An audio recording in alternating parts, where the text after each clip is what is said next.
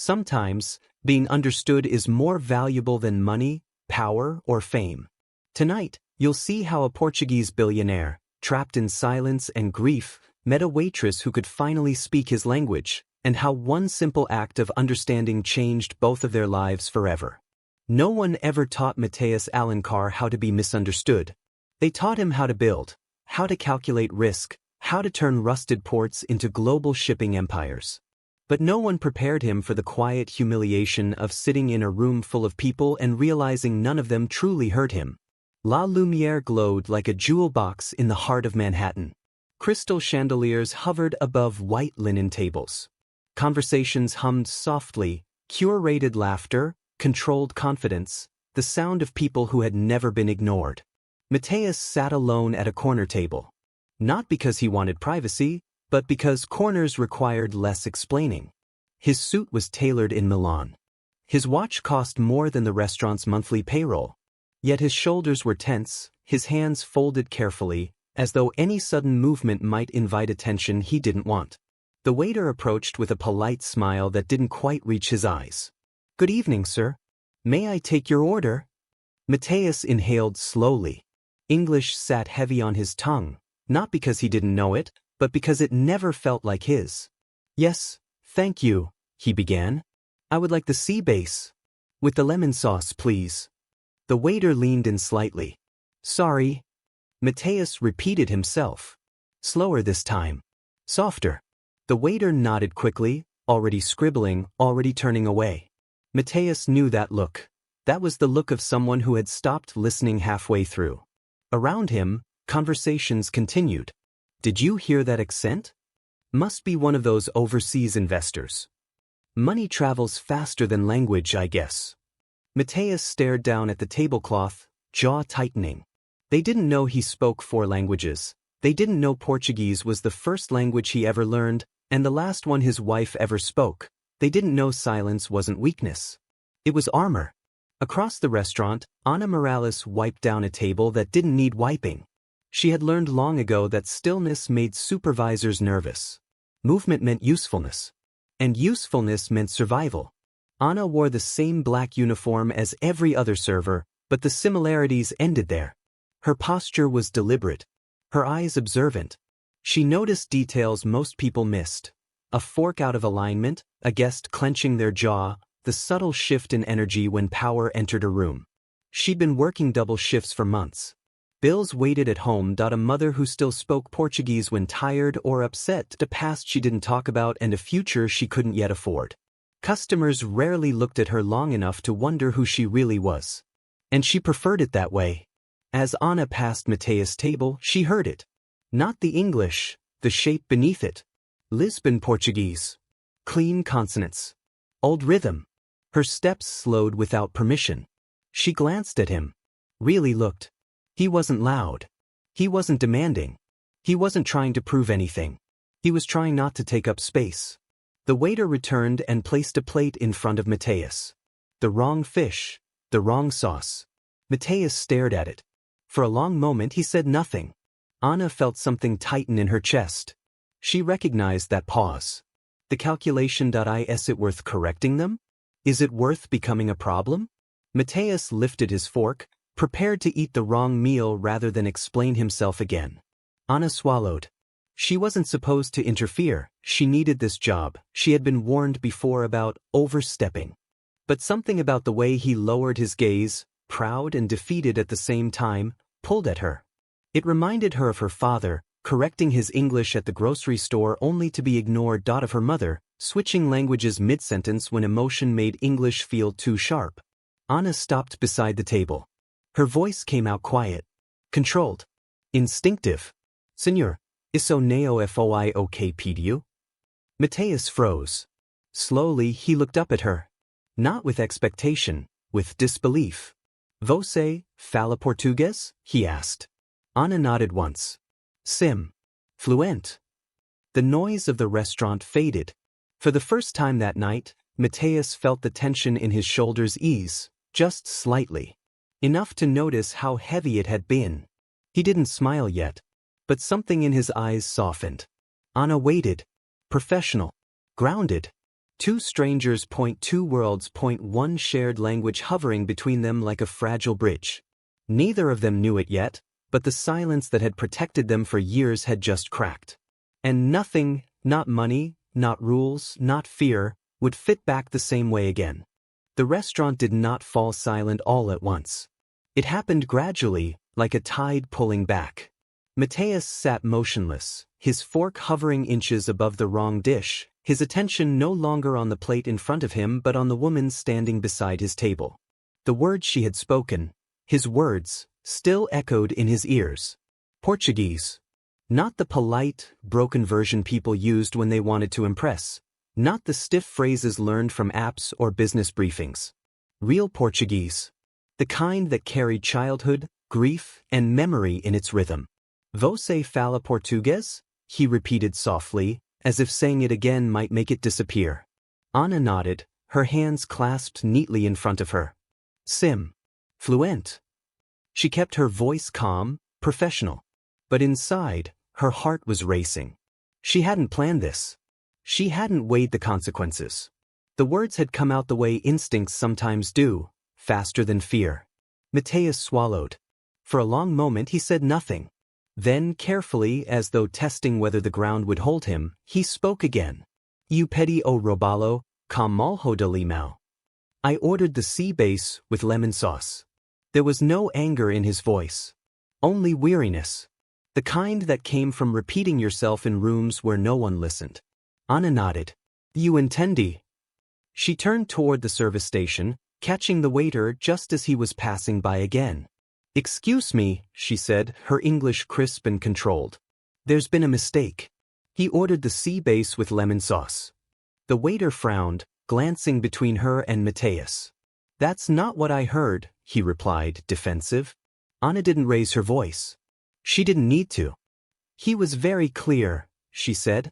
In both languages. Something shifted. Nearby tables had begun to notice. Conversations slowed. Glasses paused midair. The waiter hesitated, then nodded stiffly. I'll fix it. As he walked away, Ana turned back to Mateus. I'm sorry about that, she said quietly. It'll be corrected right away. Mateus stared at her, something unguarded flickering across his face. Obrigado, he said. Thank you. The word landed heavier than it should have. Ana offered a small smile and stepped back, ready to leave, ready to disappear again, but Mateus spoke before she could. Você aprende português onde? Where did you learn Portuguese? Ana hesitated. My mother, she said. She's from Porto. Mateus' eyes widened slightly. Porto, he repeated. Minha esposa também. My wife too. The word wife hung between them.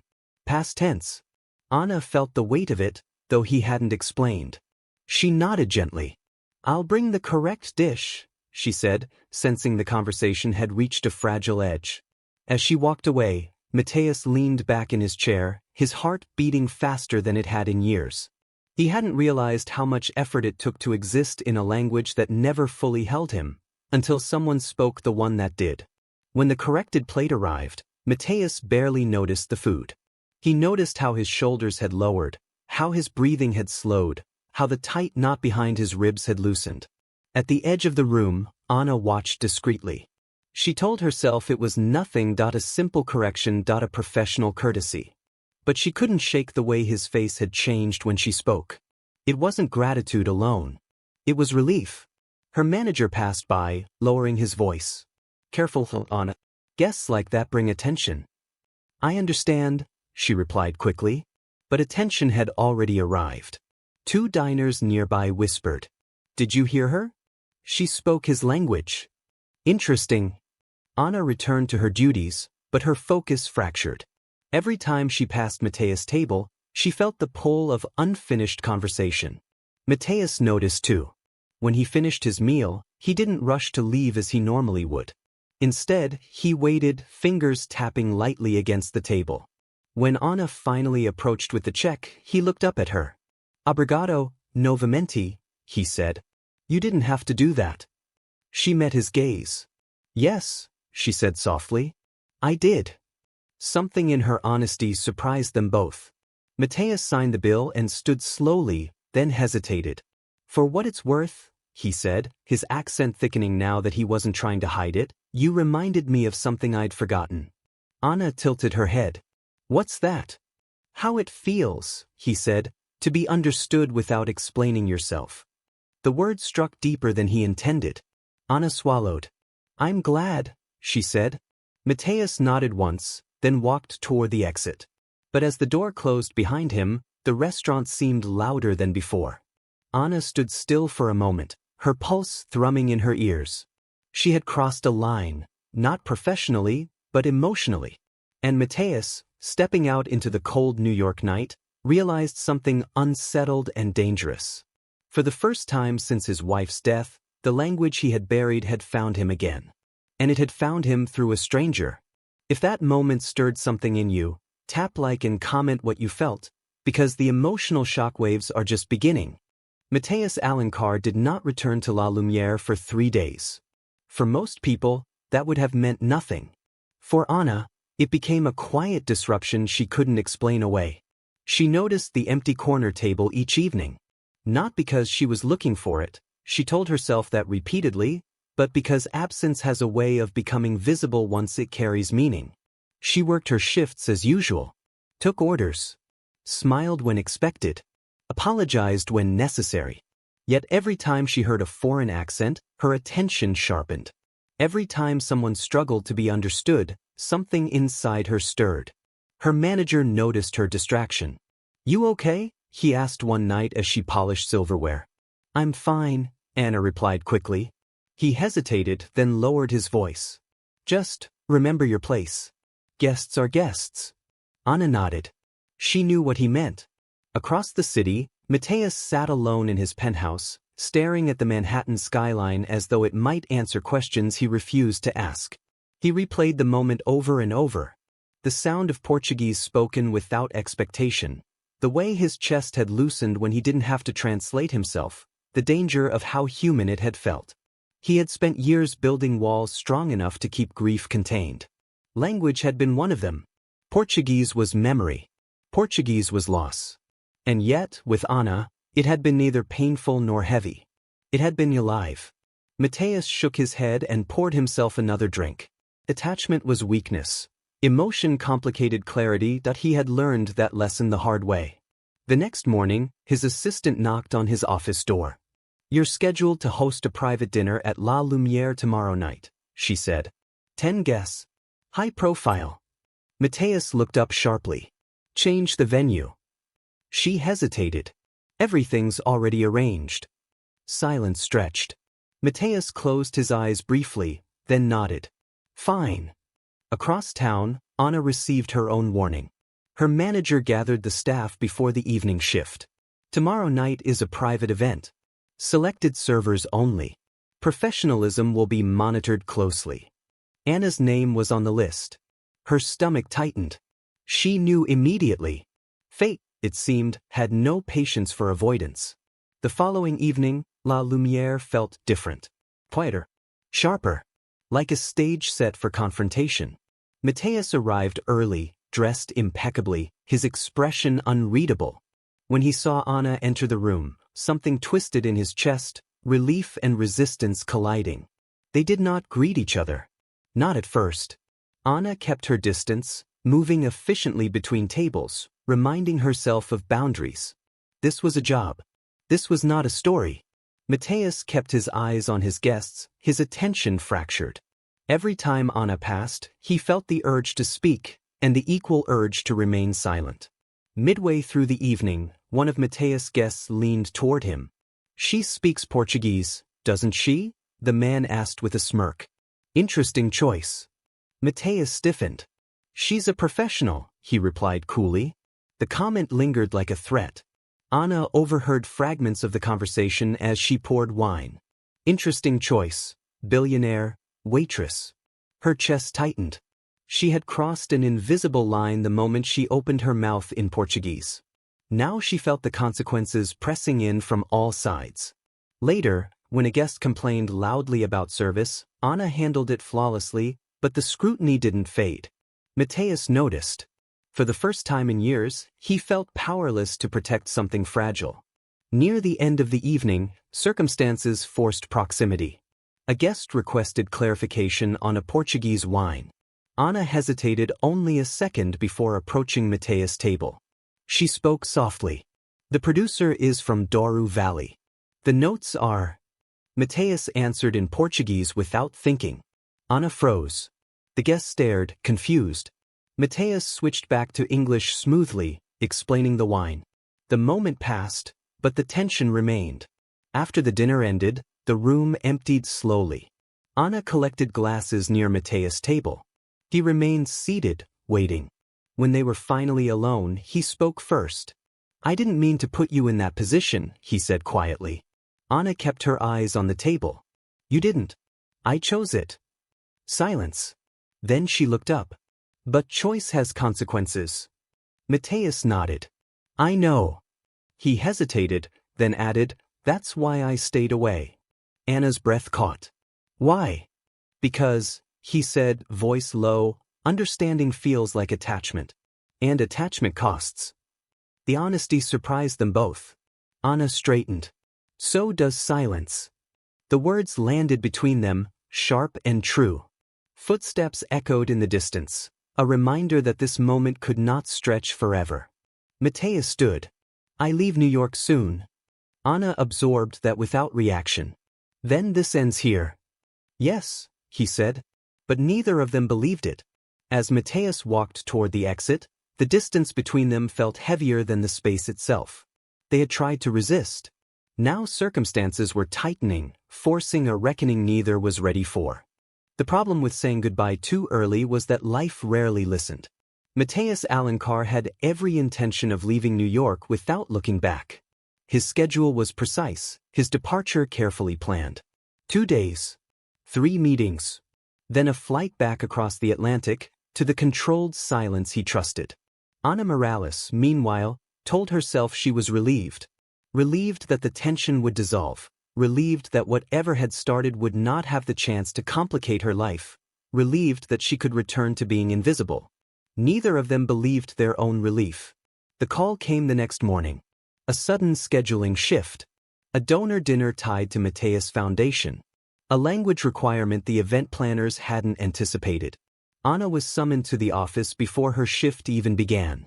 "We need you tonight," her manager said, rubbing his temples.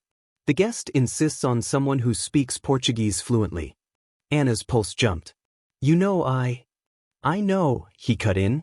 "And you're the only one." She nodded slowly, understanding the unspoken part. Refusal was not an option. That evening, the venue was no longer La Lumiere but a private brownstone overlooking Central Park. Intimate. Quiet. No crowd to hide in. Mateus arrived early again, scanning the room out of habit rather than expectation. When Ana stepped inside, their eyes met instantly. There was no pretending this time. She wore the same uniform, but the setting stripped away formality.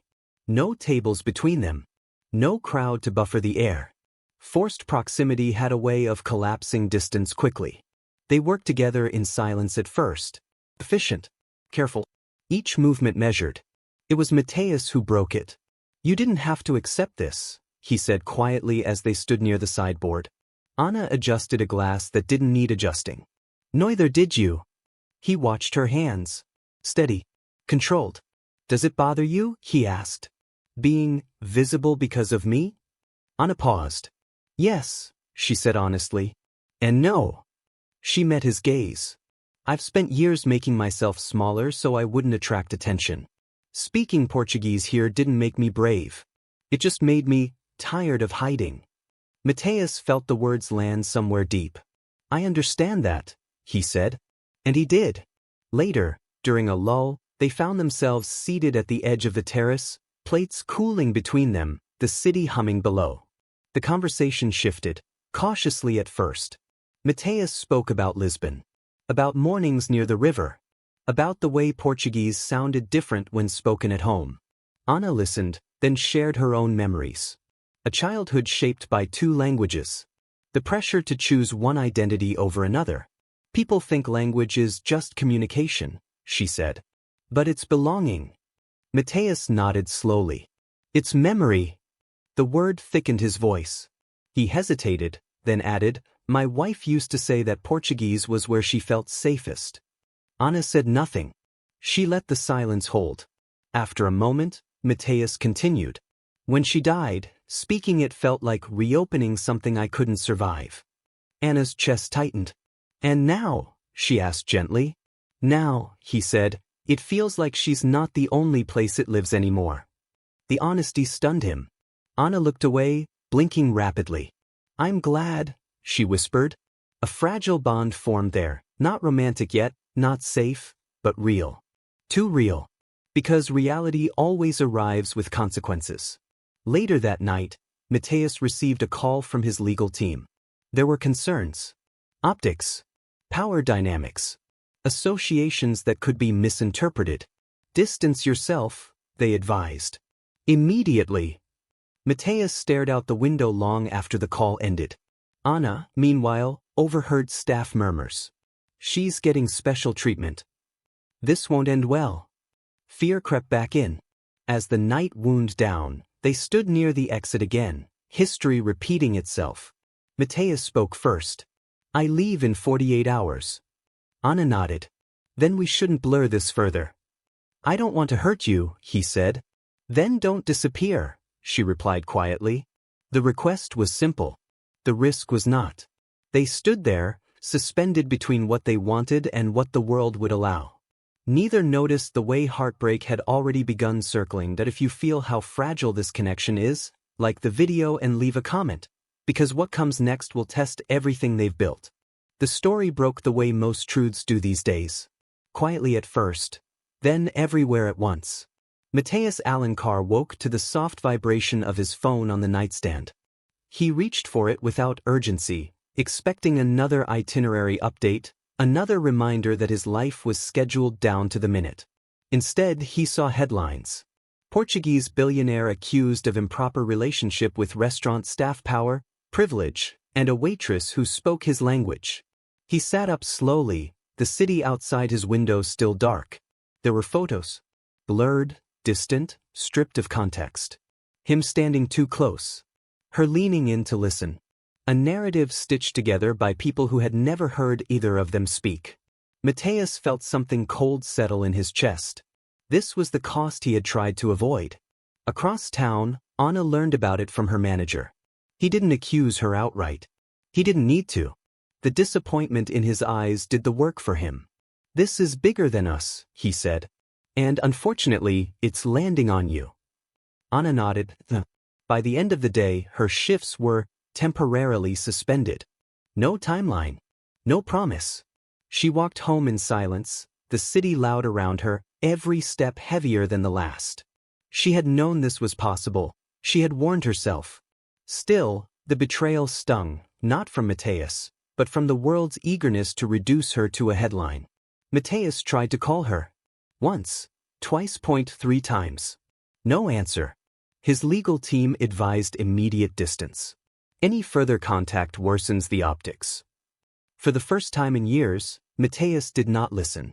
He canceled his meetings, ignored the calls, sat alone in his apartment, staring at the phone like it might speak first. He had spent his life choosing pride when vulnerability demanded courage. And look where it had led him. That evening he stood in front of a mirror, tie loosened, face drawn. Enough, he whispered, not to anyone else, but to himself. The press conference was scheduled for the following morning. His team expected a standard response. Denial. Distance. Carefully sanitized regret. What they got was something else entirely. Mateus stepped up to the podium without notes. Cameras flashed. Murmurs rippled through the room. He looked directly into the sea of lenses and spoke, not in English, but in Portuguese. The room stilled. He spoke slowly, deliberately, his voice steady.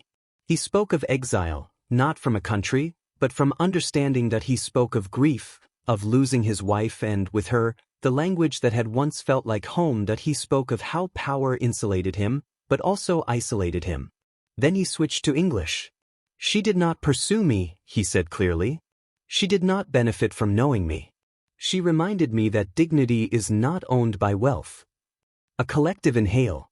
She spoke my language when no one else bothered to listen, he continued.